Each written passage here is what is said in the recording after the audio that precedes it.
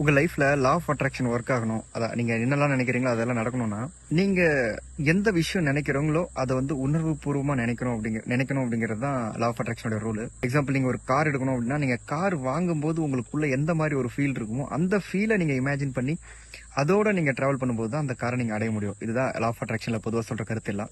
உணர்றோம் அப்படிங்கறதுலயே ஒரு விஷயம் இருக்கு. என்னன்னா, இப்போ விராட் கோலி வந்து 2025 ஆர்சிபில கப் அடிச்சிருப்பாரு. 18 வருஷத்துக்கு அப்புறம் கப்பு ஜெயிக்கிறாங்க ஆர்சிபி. அவர் வந்து சந்தோஷத்துல அழுவாரு.